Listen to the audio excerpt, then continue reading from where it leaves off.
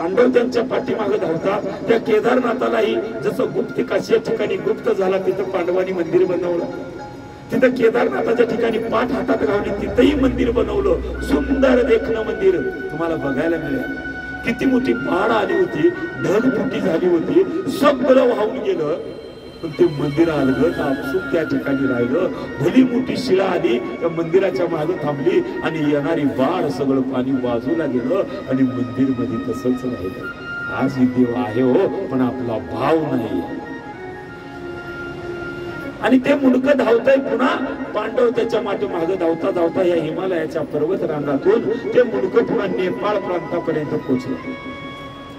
आणि ते असणाऱ्या काठमांडूच्या ठिकाणी मुंडकं आता पांडव गेले असतील म्हणून बाहेर आलं, तर या 5 जणांनी पटकन 5 जणांनी मिठी मारली, त्या मुंडक्याला पकडलं. आणि म्हणून तिथं पंचमुखाचं शिवलिंग तयार झालं आणि त्याला नाव पडलं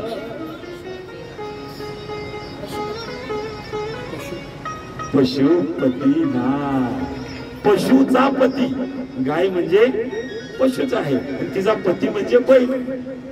पशुचा पती, पण हा आहे सगळ्याचा नाथ म्हणून तो नाथ, पशुपती नाथ. तिथं हातामध्ये करामध्ये सापडलं म्हणून केदारनाथ, गुप्त झाला म्हणून तिथं गुप्त काशी. आणि ते अर्ध आणि हे अर्ध म्हणून एक ज्योतिर्लिंग तयार झालं. म्हणून केदारलाही जावं लागतं आणि पशुपतीनाथालाही जावं लागतं, तेव्हा एक ज्योतिर्लिंग पूर्ण होतं.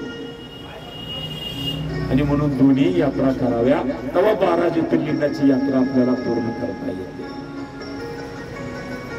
अशा पद्धतीनं ती यात्रा आणि त्या केदारनाथाची करत असताना हे कुठे गेला म्हणून पार्वतीनं तप केलं त्या ठिकाणी शिव भेटावा म्हणून.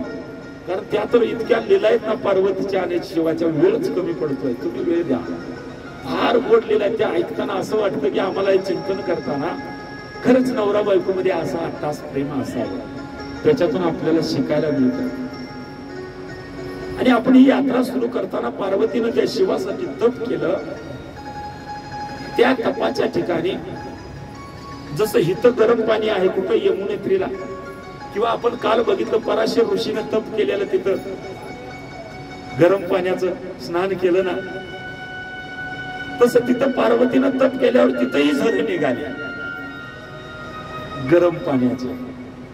आणि गौरी म्हणजे पार्वती, पार्वती म्हणजे तिचं नाव दुसरं आहे गौरी. आणि म्हणून तिथं कुंड तयार झाला, त्याला म्हणतात गौरी कुंड. आणि त्या गौरी कुंडातून ते गरम धारा वाहू लागल्या. आणि म्हणतात ना, देवाला भेटायचं तर त्याच्या बायकोकडे वशिला लावावा, लगेच देव भेटतो.